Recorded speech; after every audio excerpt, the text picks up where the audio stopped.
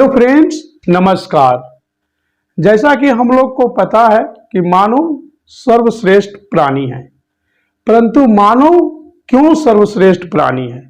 क्योंकि मानव ही एक ऐसा प्राणी है जो अपनी बुद्धि के जरिए अपने काम को करते हैं। मतलब सबसे अधिक बुद्धि के प्रयोग करने की क्षमता मानव में है, इसलिए मानव सर्वश्रेष्ठ प्राणी है।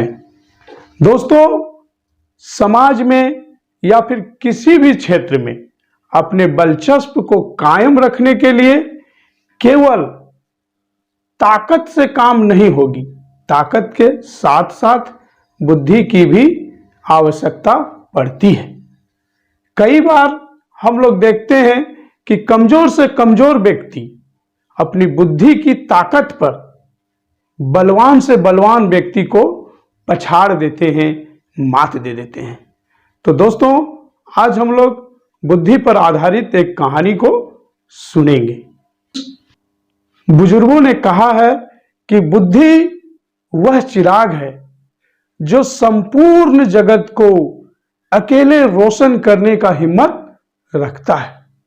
तो आइए बुद्धि पर आधारित कहानी को शुरू करते हैं। एक जंगल पर एक शेर बहुत आतंक मचाए रखा था। उसे अपनी ताकत पर बहुत घमंड था। वह सुबह से लेकर शाम तक अनगिनत जानवरों को मारता था, उसे अपना शिकार बनाता था।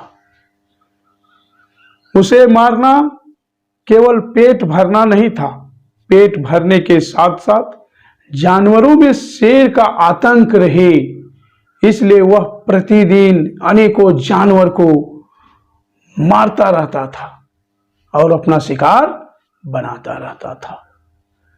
शेर के इस आतंक से जंगल के सभी जानवर परेशान रहने लगे और जानवरों ने सोचना शुरू किया कि यदि शेर का आतंक इसी तरह से रहा तो एक दिन ऐसा समय आएगा कि जंगल में सिर्फ और सिर्फ शेर बचेगा, इसके अतिरिक्त एक भी जानवर नहीं बचेगा। परंतु शेर ताकतवर था, उसके ताकत के डर से कोई भी जानवर शेर के पास नहीं जाता था। एक बार सभी जानवरों ने बैठकर विचार किया और विचार करने के बाद शेर के पास सभी जानवर गए। जाने के बाद जानवरों ने शेर से कहा, हे महाराज, हम लोग आपके सेवक हैं, आपके जनता हैं, आपके पास कुछ फरियाद लेकर आए हैं। शेर खुश हुआ और खुश होकर कहा, कहिए क्या फरियाद है? कहा, महाराज, आप हमारे महाराज हैं, आप भोजन के लिए यूं ही मारा फिरते हैं, दौड़ते हैं और दौड़ करके बड़ी मेहनत से अपना शिकार पकड़ते हैं। हम लोगों को अच्छा नहीं लगता है, इसलिए हम लोग सभी जानवर आपस में बैठकर यह निर्णय लिए हैं कि हम लोग प्रतिदिन स्वेच्छापूर्वक आपके पास एक जानवर भेज दिया करेंगे और आप उसे अपना शिकार बनाइएगा, अपना भोजन बनाइएगा। ऐसा करने से आपको दौड़ने की आवश्यकता नहीं पड़ेगी, आपको कोई परेशानी नहीं होगी। सारी बातों को सुनने के बाद शेर को भी लगता है कि इसमें बिल्कुल परेशानी नहीं है और आराम से बैठे बैठाए हमको रोज भोजन मिलता रहेगा। शेर जानवरों की शर्त को मान लेते हैं और चुपचाप अपने मांद में बैठ जाते हैं। शर्त के अनुसार जंगल से प्रतिदिन एक जानवर शेर के पास जाता है, शेर उसे अपना भोजन बनाता है और फिर चुपचाप अपने मांद में बैठ जाता है। अब जंगल में चारों तरफ शांति फैल गई थी और सभी जानवर खुशहाल रह रहे थे। इसी तरह से कई दिन बीत गए। एक दिन एक खरगोश की बारी आई। सुबह हुई, खरगोश सोचने लगा कि आज तो मुझे शेर का भोजन बनना है। और सोचते सोचते जो है सो वह घर से निकल पड़ा शेर के पास। रास्ते में जाते जाते उसने एक कुआं को देखा और कुआं को देखते ही उसके दिमाग में एक हरकत हुई है, उसे एक उपाय सूझी और वह धीरे धीरे शेर के पास जाने लगा। जाते जाते देर हो गई। उधर शेर भूख से व्याकुल बेचैन था और बेसब्री से जानवर का इंतजार कर रहा था। इधर खरगोश धीरे धीरे शेर के पास पहुंचा है। जैसे ही शेर खरगोश को देखा गरज उठा, एक तो छोटा प्राणी हो और इतनी देर से आए हो। तो खरगोश कहता है, महाराज महाराज, मैं तो समय से ही निकला था, परंतु हुआ क्या, रास्ते में एक दूसरा शेर मुझे मिला और उसने मुझे पकड़ लिया और मुझे कहने लगा कि इस जंगल का राजा मैं हूं। मैं बड़ी मुश्किल से उससे पीछा छुड़ा के आपके पास आया हूं महाराज। शेर आपको भी भला बुरा कह रहा था।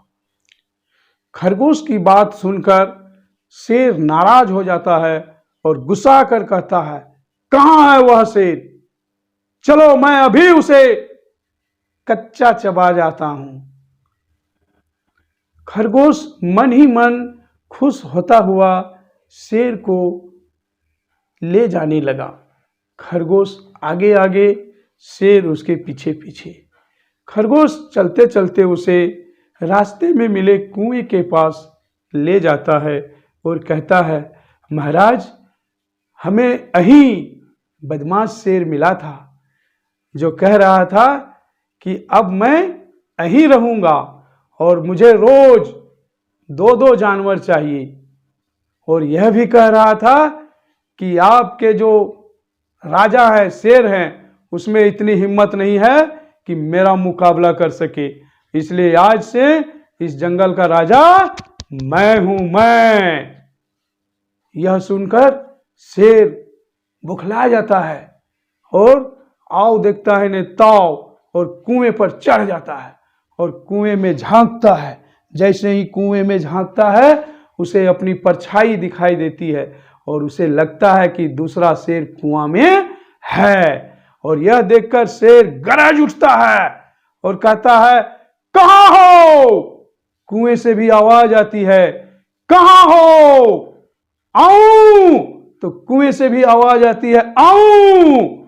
और यह देखते ही शेर गरज कर कुएं में कूद जाता है और यह देखकर खरगोश मंद ही मंद मुस्कुराता है और धीरे धीरे धीरे कुआं में झांकता है।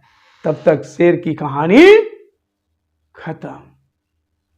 इधर खरगोश खुशी से उछलते उछलते अपने घर लौटता है। सभी जानवर खरगोश को जीवित देखकर बहुत खुश होता है। खरगोश अपनी आप बीती कहानी सभी जानवरों को सुनाता है। सभी जानवर खरगोश की बुद्धि की सराहना करते हैं और उसे अपने कंधे में लेकर झूमने लगते हैं।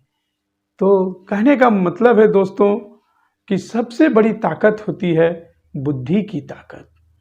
तो फ्रेंड्स, हमें इस कहानी से क्या सीख मिलती है? हमें इस कहानी की सीख मिलती है, हमें इस कहानी से सीख मिलती है कि बुद्धि सबसे बड़ी ताकत होती है। उम्मीद करता हूं बच्चों आप सभी को कहानी पसंद आई होगी। वीडियो देखने के लिए आप सभी को बहुत बहुत धन्यवाद। Bye bye.